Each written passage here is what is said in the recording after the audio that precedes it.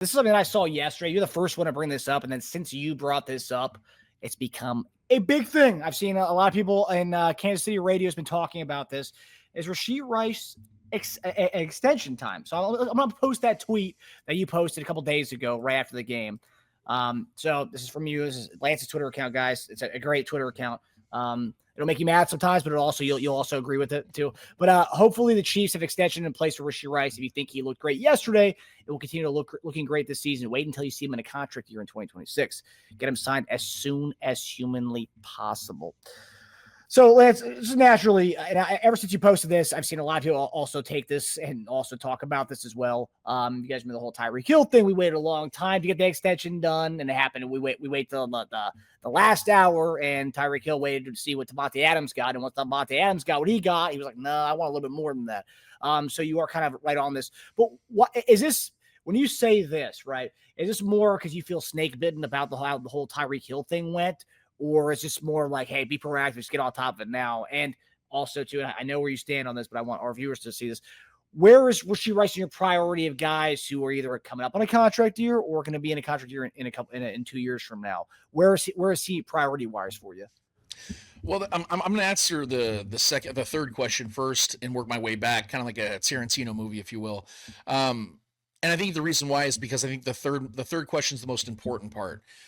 When the signings started to come about, or when the rumors were starting to speculate, because obviously we knew the biggest storyline this offseason is, are the Chiefs going to sign Trey Smith? We see them move off Joe Thuney, the legendary left guard that Brett Veach brought in several years ago and has been nothing but nails, but he was a little bit older, and the Chiefs just were not going to give him the money that the Bears gave him. So, the big story was Trey Smith, and I made a list, and I said the three guys over the next calendar year that I want to see the Chiefs re-sign is Trey Smith, George Karlaftis, and then Rashee Rice.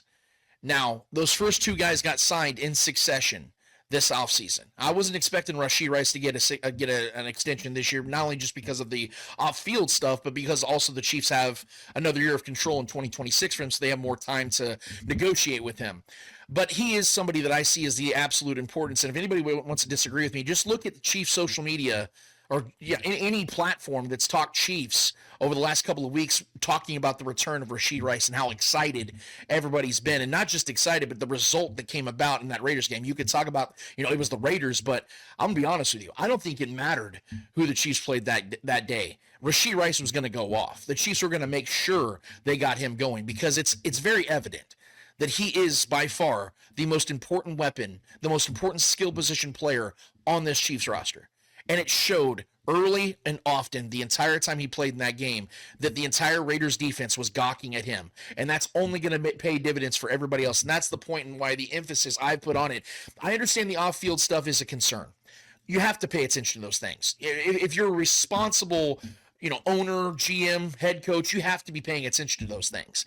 But I'm somebody, and ironically, Andy Reid's also somebody that believes in second chances. And I think Rashee Rice is a damn good person. I think he made a really stupid, reckless, careless decision, a series of decisions, in fact, and it cost him a lot. And it might even cost him a little money in his future contract. But am I going to question whether this guy, for the foreseeable future, is not the single most important asset to the success of this offense with Patrick Mahomes and that offensive line in tow? I'm not going to make that mistake. And when we talk about the Tyreek Hill stuff and whether I'm snake bitten by it, I think there is a little bit of that. But see, there's a context to the Tyreek Hill situation, because the Chiefs were adamant on getting Tyreek Hill signed. They gave him a fair market valued contract extension, despite the crap they put up with him through his time, even before his first extension with the team. They were trying to get Tyreek Hill signed because they knew how important he was. Yep. But Tyreek Hill was also 20. I think he was going to be 28 years old that year, so he wasn't old by any means, but he was a little bit older than Rashee is now. Rashee's only 25 years old. And even though Tyreek Hill's the better player, there was a lot more baggage even to Tyreek Hill than there is Rashee Rice to this point.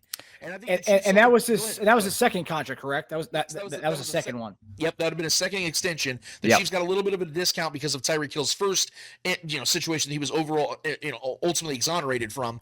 But the point remains, the Chiefs tried to do everything they could to sign Tyreek Hill because they knew how important he was. But they said, well, if we can't get him to sign, we're going to get a haul in return. And that's what the Chiefs got in that one. So I'm not so not as snake bitten by it because ultimately the results that came afterwards. The Chiefs absolutely cooked in that 2022 draft in large part because of what they got back in the Tyreek Hill trade. I don't think that's the same type of reality we have here in Kansas City when it comes to Rashee Rice. I don't think you're going to get that type of haul in return because he's not a unique talent like Tyreek Hill is or was. Hopefully still is, because I would love to see him return from his injury. But yeah, man, I think this is mostly because of the fact that I see as the transition of the Kelsey era is starting to go away, and now you're looking for that next era of receiver or tight end, whoever it is that Patrick Mahomes is going to look to as that volume guy. I think it's Rashee Rice. I think Xavier Worthy's got plenty of promise. He's obviously a freak. He's speed. He's fast as hell. He's the fastest 40 time I've ever. But I never really have envisioned Xavier Worthy as that volume guy. I don't see him as the guy that's going to get 10 to 15 targets a week, at least on a normal basis. I think Rashee Rice is 100% that guy. He's a bigger, stronger, more reliable asset, in my opinion, moving forward. So it goes without question that he needs to be a guy that gets signed. I think the question is, because I think the Chiefs definitely want to get him signed, is just where can they get that mark? What's going to be the years? What's going to be the totals? What's going to be the guarantees? Because right now, Rashee doesn't have a lot of, dare I say, grounds to stand on when it comes to the negotiation table. But if he balls out this year, and that's why I created that tweet like I did, if he balls out this year like we're expecting him to, the Chiefs better get that figure going and getting it fast and getting that going this offseason as soon as they possibly can, because he's only going to get better in my eyes if he stays healthy. Yeah, you bring up great points, right? The Kelsey factor, right? So I mean, whether it is his last year or if next year is his last, let's say he's got 2 years max, right? You have to have that guy who's going to replace the Kelsey function of the offense, and that is being the guy who has the rapport with Mahomes. And from what we've seen, Rashee Rice and him are kind of locked in with each other, and it's nice to see that we have that, right? And you also have big play potential, but you also see the guy who Mahomes wants to go to.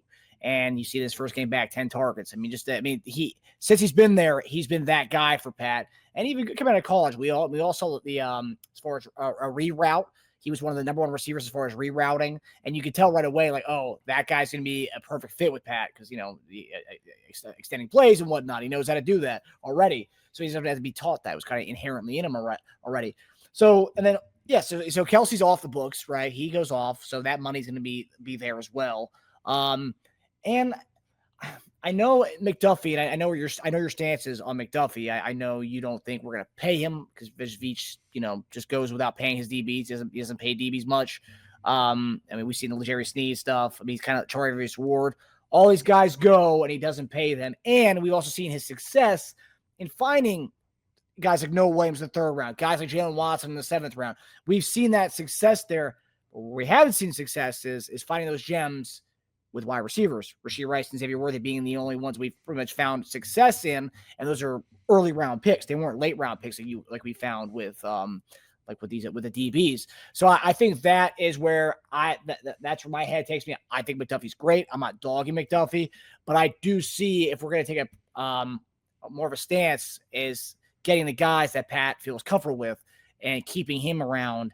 If it does mean you part ways with McDuffie, I think it makes sense in the world because you can't pay everybody at the end of the day. You have to pick and choose. You have to be choosy on this, especially we've already made it seem like we are going to be choosy with the offensive line. So we're paying all the offensive linemen good chunks of change. Luckily, Josh Simmons is on a rookie deal. Juwan Taylor's probably done after this year, I have to imagine. And then Jalen Moore goes and takes that right side. But I am with you. And I think that people are forgetting the point is Kelsey's going to be gone. We're not going to find another tight end who's going to have that relationship with Mahomes. At least right now, we don't think we will. But we do have a receiver who has that relationship with Mahomes and that cohesion with Mahomes, and you got to keep him in-house. Do you think the same way we talked about Tyreek Hill's his first contract, where we were able to kind of get him on a not bargain because he was still a highly paid guy, but because we did kind of deal with all the stuff that was going around him, he gave us kind of a discount. Do you think similarly we'll get kind of a discount with Rashee Rice because of what he went through last year when we stuck by him through all this period of time? Yeah, I think it's gonna be something similar, but it's gonna have to be more modernized, if you will, because when the Chiefs got Tyreek Hill extended, I believe that was 2019 originally, the first extension. And that was, 6-7 years ago. I can't believe time's flown like that, but yeah, that's 6-7 years. So with the cap going up and with the market going up, I mean, you got Jamar Chase making $40 million a year. That's the top paid wide receiver in the league right now. So the figure is going to be higher naturally. For Rashee. And like I said, when he's eligible for his extension this time around, he'll be, 26 years old. So he's just going to be hitting around his peak time of his career, kind of like Tyreek did in his first extension. I will say this. The question is, I made a list. I don't know if you saw this tweet or not, but I made a list that I said the only wide receivers I'm taking over Rashee Rice without hesitation. Like, there's some guys you can like kind of sit and ponder and wonder and have a nuanced conversation about and say, I might, maybe him. I don't know. These are guys I do not hesitate to take over Rashee Rice right now. It's Jamar Chase, Justin Jefferson, CeeDee Lamb, Puka Nacua, and Amon-Ra St. Brown. Now, JSN is starting to kind of gain some ground in that area as well. I want to see him do it for a full season before I comfortably put him in there, because I like Rashee Rice's size a little bit more. But, to JSN's credit, he's been durable and he's been hella productive, man. So I'm going to give him a lot of credit. But those are the 5 names just off the top. But if you look at those guys' contracts outside of Puka, who's still on his rookie deal, these guys are making, like I said, over $30 million a year.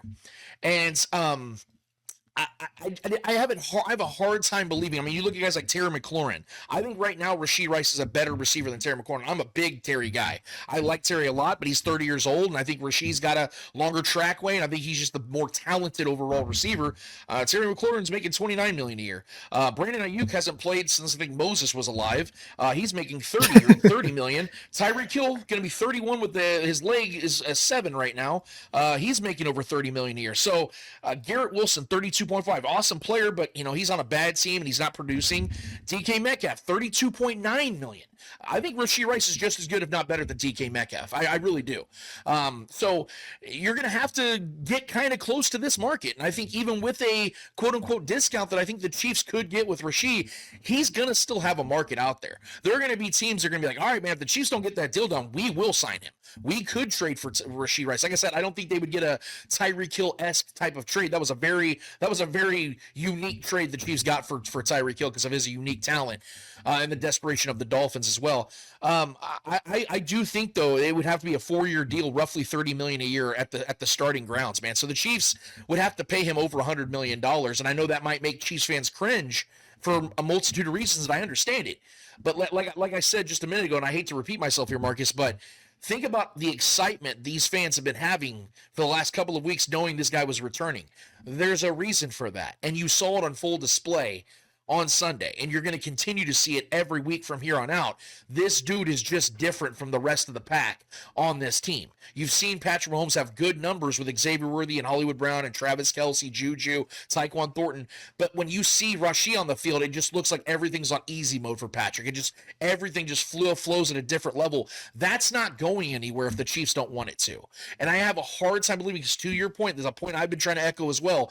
As awesome as Brett Veach has been at drafting cornerbacks, which is the biggest reason why I've said I don't believe they're paying Trim Duffy, as good as and great as he's been at finding those gems, to your point, the only 2 receivers he's found that have been anything close to a success in the draft have been 2 guys that he took in the late first and early second, in Xavier Worthy and Rashee Rice. So there's no coincidence there. So unless they're willing to risk letting, soon to be, in a couple of years, Patrick Mahomes will be 32 when Rashee would be off his initial contract. If they're willing to risk not paying him and trying to find another guy in the draft to replace Rashee Rice, then you know what? Have at it, Brett, and best of luck to you. I have a hard time believing they're just going to adequately be able to replace him like that in the draft, because you just don't have Rashee Rice just walking in and out that door through the draft every single year. There are special guys in this league, and I believe Rashee's one of them. I think the Chiefs believe that as well, and because of his age and because of the fact that he's such an impact in this offense, I have to believe the Chiefs have a long-term goal in mind of Rashee Rice in a red and gold jersey, man. Yeah, no, I'm 100% with you. And I think the fact that, and think about it, I mean, we're happy about the receiver room right now, but it's been it took 2 years to build what we have right here. It took 2 years. Hollywood Brown got hurt. We had to make him come back in the following year. Tyquan Thornton, we lucked out, and we picked up somebody else's trash and made a treasure for us. I mean, a second round pick who finally clicked with us. I mean, we've had second round picks who didn't click with us, right? Sky Moore right. being one of them. So it's not really that easy. And right now we're happy that we have a 7 deep receiver, but that last 2 years, that hasn't been a thing for us. But I will say, with the DBs and Brett Veach's success, and I know, McDuffie was a first round pick. Yeah, McDuffie was a first-round pick, but look at the cornerbacks that we've had since, right? Or even before that, Charvarius Ward was a UDFA, or not UDFA, but we picked him up from the Cowboys after they cut him. I mean, he was just like a training camp cut. We picked him up, and he was awesome with us, and he gets paid, and he's one of the best cornerbacks in the league right now for the Colts. L'Jarius Sneed, mid-round pick from La Tech. Like Veach just found a way to find those mid-round guys in late or UDFAs for cornerbacks. It's not the case with the receivers, and that's why I want to add to that point real quick, Marcus, because you're making a lot of sense here, man. It's not just the proven track record that Veach has, but you also alluded to it earlier about not everybody can get paid. And I know that, us Chiefs fans are so accustomed because, the previous eras before the Mahomes era was, let's just keep all the guys we like, the guys that are team guys, and the fans love them and things like that. It's a feel-good thing. But that's not the reality when you're trying to keep and maintain a dynasty. You have to make tough decisions. I mean, we saw Stephon Gilmore in New England win Defensive Player of the Year, and the Patriots moved off of him. This is a business at the end of the day. And like we just talked about L'Jarius Sneed, I think he was the best corner on this team in 2023. I mean, that man was locking down wide receiver ones on a weekly basis. Regular season, postseason didn't matter. I think he was the best cornerback on the Chiefs that season. McDuffie was awesome, but McDuffie, I mean, you didn't see him locking down the wide receiver ones every week. It was L'Jarius Sneed, and then she said, thank you, we're trading you. And that's how I think this is going to go. I think McDuffie will ultimately get traded because, to your point, you have to be cheap somewhere.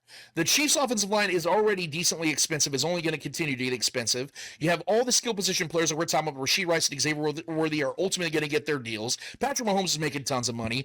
You're already paying Chris Jones for the next couple of years. You're already paying George Karlaftis now. You're paying Nick Bolton. You're going to have to debate whether you keep Brian Cook or Leo Chanel, Jalen Watson, guys like that. You're going to have to look at this offseason and ask that question. So the money adds up real quick, and I understand the cap is going to continue to go up, but that doesn't mean that because the cap's going up that you just spend that money just because the money's going up. You have to spend it responsibly, and my viewpoint on McDuffie, just to make it official here for your viewing audience, and I know my viewing audience is probably rolling their eyes because they've heard it a million times, is for me that the dream scenario, because of the whole, Trent McDuffie's a first-round pick, you got to sign him. I see it differently, because when you have that first-round pick, you have more control of that guy, and especially at a cornerback position, because as we know, the cornerback position doesn't age gracefully. It's a lot like the running back position. It's based a lot on skill, being able to move those hips and those feet and those hands real quick. Well, guys don't age well in this league. Even the best of the best have to move to safety once they turn 29, 30 years old. Trent McDuffie is great now. He is elite now. And he's an undersized slot corner primarily. That's where his bread and butter is. I know they move him out on the outside a lot because he is versatile. But he can do it. He can do it all. I mean, yeah, absolutely. And I'm not taking away from his skill set. I'm saying that if you, in an ideal scenario, I think you would agree with me that Trent McDuffie being the slot is where he's the most effective, where he's at his absolute best. Not a knock. It's just the truth. That's just where he is at his absolute best because he's a little bit of a smaller corner. My point I'm trying to make is where he's at now and where he'll be in 4 years are going to be completely different places. If the Chiefs are getting the best version of Trent McDuffie right this second. So in my viewpoint, you can capitalize on getting the best years of a corner, never have to pay him premier money, and letting somebody else do that and get the second tier version of him. I'm not saying he'll be bad at 27, 28 years old, but I don't believe you're going to see Trent McDuffie be this player 3-4 years from now. So just based on the trajectory of cornerbacks, even at their best, Darrelle Revis and guys like that, they all aged out pretty damn quick. I think that's how it's going to go with McDuffie, so the Chiefs can get the best 4 or 5 years out of a player, move off of him, and then keep the cycle moving. If the Chiefs take a corner this year in the first round, I mean, is that not an awesome move? Because they must have found somebody they believed in, like they saw in Trent McDuffie, who they didn't think was going to fall that far. And then they saw him, they had 12 picks, like, screw it, let's trade up and get this dude so the Bills don't get him. And that's how it worked out. Those types of scenarios can happen quite often for the Chiefs because, again, the best position Brett Veach has ever drafted in his time with the Chiefs has been cornerback, has been defensive back. I think that you keep that wheel rolling, man. You got to stay cheap somewhere. You might as well stay cheap at the position he drafts the best at. I agree. And one thing we'll get into in the next topic, if we are going to do this right with the and this again, this is all about keeping the offensive weapons we have, a guy who has a rapport with Mahomes like Rashee Rice. If we are going to take a hit in the secondary, well, then you better hit on some edge rushers and defensive linemen because that's something that needs to be. If you're going to do one or the other, at least make sure you get some guys who can get to the quarterback. Hi, everybody. Thanks for watching. Subscribe here to get the latest from the show. Also, be sure to check out the best clips from Chief Concerns. And if you prefer to listen to the show, subscribe and follow us on Apple Podcasts, Spotify, and anywhere else you get your podcasts.